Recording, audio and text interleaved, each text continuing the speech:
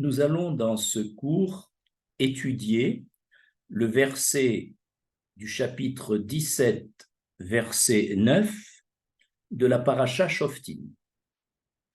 Uvata el ha-kohanim ha-leviim ve'el ha-shofet asher yeye bayamim hahem. C'est-à-dire, tu iras trouver les prêtres ou le juge en fonction à ton époque. L'étude de ce verset va se faire en 4 enseignements différents. Premier enseignement, c'est l'enseignement du Talmud Rosh Hashanah. Ce Talmud, à la page 25b, fait, à propos du verset étudié, fait ce commentaire. Peut-il venir à l'esprit d'un homme que l'on puisse aller se faire juger chez un juge qui n'est pas de notre époque? Je ne peux pas aller chez un juge qui a vécu 200 années avant mon époque, ni 200 années après. Donc, il est normal que quand je dois consulter un prêtre ou un juge, je vais les consulter chez mes contemporains.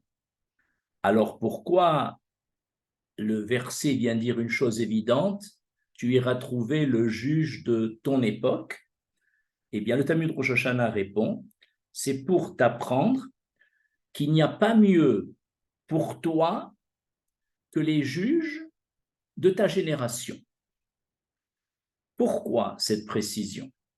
C'est parce que du fait qu'il existe une baisse de niveau spirituel d'une génération à l'autre, chez les juges, chez les sages, alors un homme aurait pu dire « Je refuse d'être jugé par le juge de mon époque parce qu'il est moins compétent que les juges des générations précédentes. » Eh bien, en disant cela, tu fais une erreur, parce que sache que chaque juge nommé dans ta génération aura, s'il exerce sa fonction avec loyauté, une autorité absolue et incontestable, et son jugement fera force de loi. Tout juge de ton époque doit être considéré aussi compétent et aussi grand que les juges des générations antérieures. Selon cet enseignement du Talmud Rosh Hashanah 25b, qui dit que les juges Gidron, Shimshon et Iftar avaient certes un niveau inférieur à ceux des juges antérieurs, Moshe, Rabbeinu, Aaron et Shmuel, mais pour autant, le Talmud dit que Gidron était dans sa génération au même niveau que fut Moshe, Rabbeinu pour la sienne, et que Aaron et que Iftar était pour sa génération ce que le prophète Shmuel était pour la sienne. Ainsi, lorsqu'un juge est nommé par la communauté, même le plus insignifiant à ton époque doit être respecté et écouté comme s'il était le plus éminent. Donc, de cette Gemara, nous apprenons que nous devons avoir pour les juges et les sages de notre génération une grande considération, quel que soit leur niveau. Et c'est à cela que faisait allusion Shlomo Ameler dans le livre de Qohélet, l'Ecclésiaste, au chapitre 7, verset 10, il est écrit « Al tomar me'aya she'ayamim arishonim ayu tovim miele » Ne dis pas d'où vient que les jours passés étaient meilleurs que les jours présents.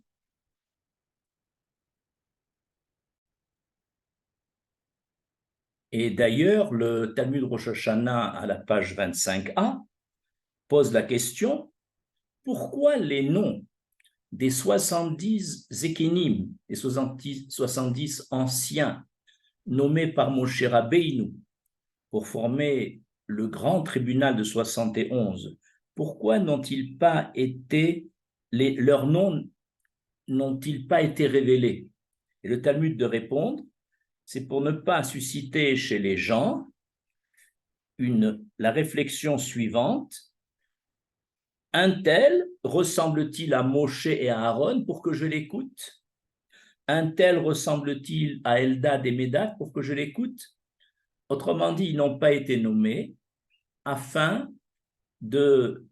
d'empêcher les gens de déconsidérer ceux qui, à leurs yeux, semblaient de niveau inférieur à Moshe et Aaron.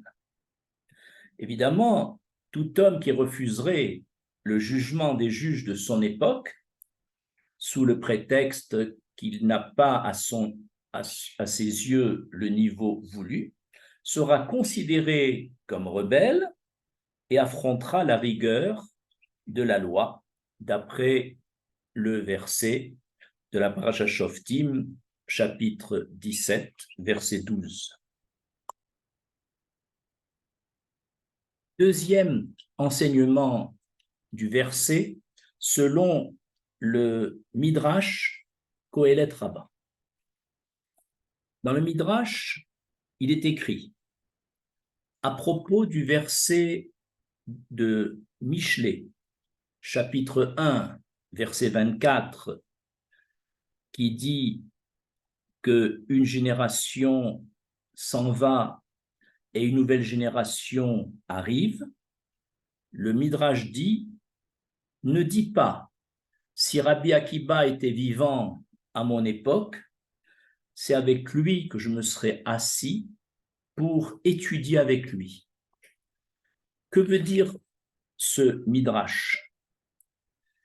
On aurait pu croire que l'intention de la Torah est de nous recommander d'écouter les juges et les dayanim de notre époque et les paroles de Torah des rabbanim de notre époque, uniquement parce que nous n'avons pas d'autre choix.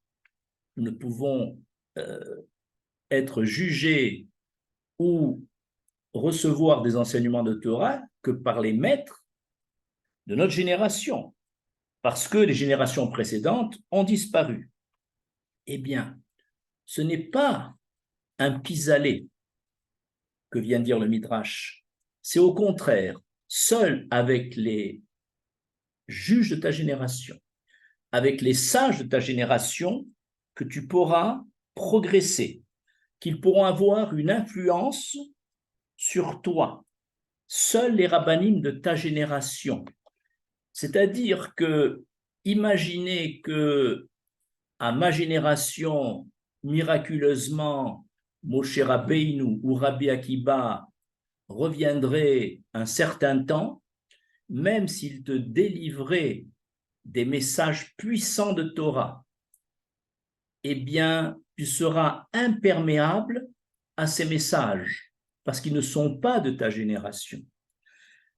Les seuls rabbanim qui pourront avoir une influence sur ton élévation spirituelle sont ceux de ta génération. Les autres n'auront aucune influence sur toi. C'est pourquoi Rashi a dit, même si le juge ou le rav de ta génération n'est pas à la hauteur de ses prédécesseurs, tu ne dois considérer que le juge et que les rabbanim qui sont contemporains. Nous allons illustrer cet enseignement par le cas du sage Chouni Amaragal. Dans le Talmud Taranit, on raconte que Chouni Amaragal était un sage qui un jour a vu un vieillard planter un caroubier. Il lui demande: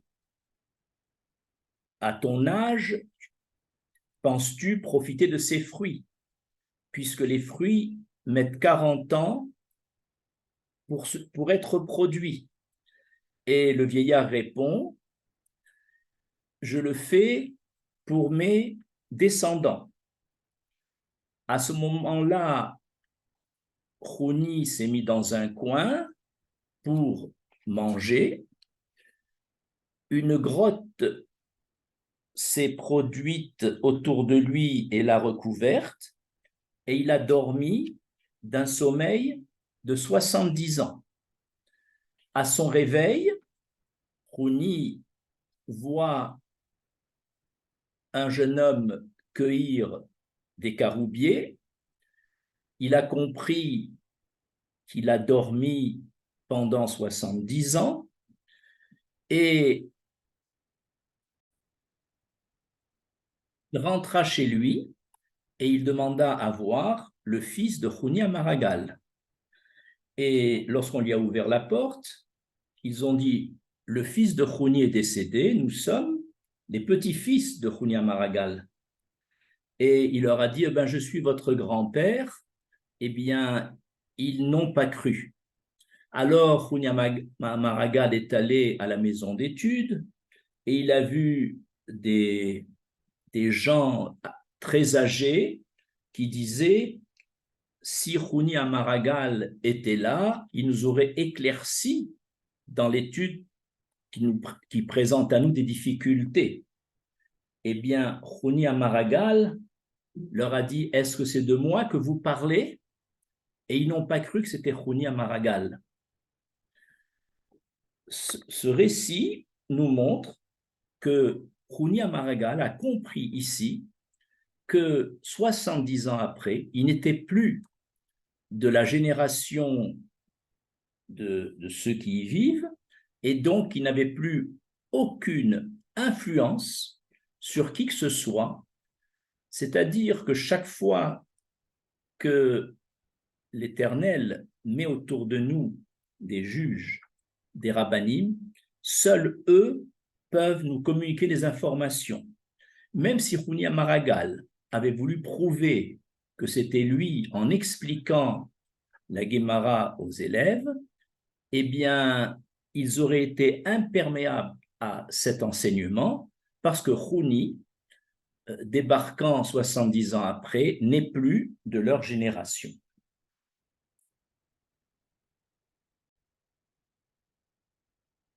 Le troisième enseignement du verset cité au début de ce cours est celui des Pirkei Avot. Dans la Mishnah 6 du premier chapitre des Pirkei Avot, Rabbi Yoshua ben Pachia dit « Rassé lecha rav », c'est-à-dire « procure-toi un maître ». Si Rabbi Yoshua ben Pachia a dit « procure-toi un maître », c'est pour dire que ce serait un manque de sagesse et une grande erreur d'étudier la Torah seul, en autodidacte, même avec le Tanakh comme appui.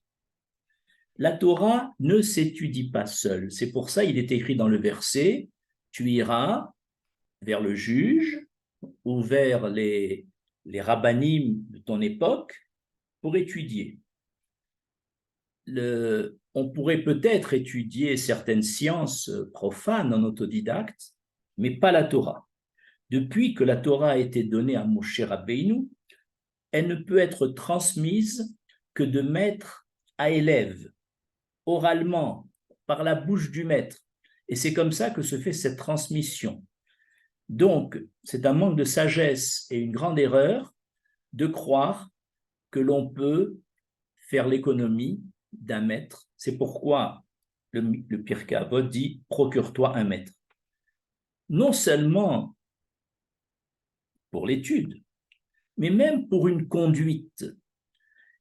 Je ne peux pas avoir dans ce monde une conduite donnée, même si cette conduite est noble, même si cette conduite s'impose par le bon sens ou par le savoir-vivre, si je n'ai pas des maîtres antérieurs qui ont eu cette conduite, moi, je ne peux pas l'adopter. Nous allons illustrer ce dernier enseignement par le récit du Talmud Sanhédrin à la page 11a. Rabbi Yehuda Hanassi était en train de donner un cours public et une odeur d'ail se répandit dans la salle et cela indisposa Rabbi Yehuda Hanassi. Alors il dit que celui qui a mangé de l'ail sorte de la salle. Rabbi Chia, qui lui n'avait pas mangé d'ail, se leva et sortit. Évidemment, l'odeur est restée et tous les autres élèves sont sortis l'un après l'autre. Pourquoi Rabbi Chia a-t-il agi ainsi? Afin de ne pas faire honte à celui qui effectivement celui qui avait une odeur d'ail. Et on pose la question, et d'où Rabbi Chia a-t-il appris cette attitude? Et on répond dans le Talmud, il a appris de Rabbi Meir. C'est-à-dire que si Rabbi Chia n'avait pas calqué son attitude sur celle d'un ancien, en l'occurrence Rabbi Meir, malgré l'attitude noble qu'il a adoptée pour ne pas faire honte à celui qui avait l'odeur d'ail, Rabbi Chia n'aurait pas eu le droit d'adopter cette attitude. Et le Talmud continue. Et quelle était l'attitude de Rabbi Meir sur laquelle Rabbi Chia a calqué la sienne? Eh bien, le Talmud dit que un jour, une femme s'est présentée dans la maison d'études de Rabbi Meir et lui a dit « Rabbi, l'un de tes talmidim ne m'a pas remis le guet, l'acte de divorce que j'attends. Et pour ne pas faire honte en faisant une enquête qui n'a pas remis le guet à cette femme, Rabbi Meir se leva, rédigea la lettre de rupture, le guet, et le lui remit, et tous les rabbanim, tous les élèves de la salle se levèrent à leur tour et chacun rédigea un guet pour cette femme. La femme est partie avec tous les guitines, tous les contrats de divorce, et bien sûr, elle va choisir le bon. Et cette attitude de Rabbi Meir, c'est pour ne pas faire un affront à celui qui n'avait pas remis le guet à cette femme. Et on pose la question, et Rabbi Meir, d'où l'a-t-il appris? Et on dit, il a appris de Shmuel à Katan, etc. Donc, nous voyons que chaque fois qu'on adopte une attitude, il faut toujours la référer à une attitude équivalente de nos maîtres. Et c'était ça un nouveau sens de l'enseignement de Rabbi Yoshua ben Pachia, procure-toi un maître, et pour l'étude, et pour les comportements. Quatrième enseignement du verset étudié, c'est l'enseignement du Talmud Sanhédrin à la page 28b. Rabbi Yossi Agilili, dans le Talmud Sanhédrin 28b, à propos du verset étudié, a dit: peut-on imaginer qu'un homme aille se faire juger chez un juge qui n'est pas de son époque? Pourquoi la Torah a-t-elle dit une chose évidente? Tu iras te faire juger chez le juge de ton époque. En fait, dit Rabbi Yossi Agilili, quand on dit Bayami Ma'em, des jours de ton époque, Bayami Ma'em, cela signifie que le jugement où tu iras va dépendre des jours où tu vas te faire juger, c'est-à-dire de ta situation au jour où tu vas te faire juger. Je m'explique. Prenons par exemple un juge. Il n'est pas autorisé à juger un proche parent, un beau-frère ou autre. Maintenant, imaginez que ce proche parent, qui est désigné Karov en hébreu, ne soit plus tard un proche parent. Par exemple, il a divorcé de sa femme, il est veuf. Autrement dit, cet homme qui était Karov du juge ne l'est plus. Donc, il a une relation éloignée. Mais Bayami Ma'em, au moment où cet homme qui était Karov et qui est devenu Rachok va se faire juger, à ce moment-là, on ne tient pas compte de l'ancienne situation. Le juge pourra exercer un jugement sur cet homme qui précédemment était Karov, mais qui maintenant est Rachok. Et c'est-à-dire que maintenant, il pourrait être jugé. Ainsi, l'expression « tu iras chez le juge » en précisant Bayami, qui est en fonction Bayami Ma'em, ça veut dire ce qui compte, c'est au moment où tu es jugé, même si tu étais un proche parent, donc disqualifié d'être jugé, maintenant, tu peux être jugé. Et ce qu'on vient de dire est valable également pour le témoignage. On peut ne pas à un instant donné être qualifié pour être un témoin, mais si mon statut a changé, Bayami Ma'em, au moment où le jugement commence, eh bien, le Karov, qui n'était pas digne d'être un témoin valable, redevient un témoin valable une fois qu'il est Karov. Et c'est comme ça que Rabbi Yossi Agilili enseigne ce verset. Ainsi, nous avons donc vu sous 4 angles différents l'interprétation du verset de la Parashat Shoftim, chapitre 17, verset 9. Je vous remercie.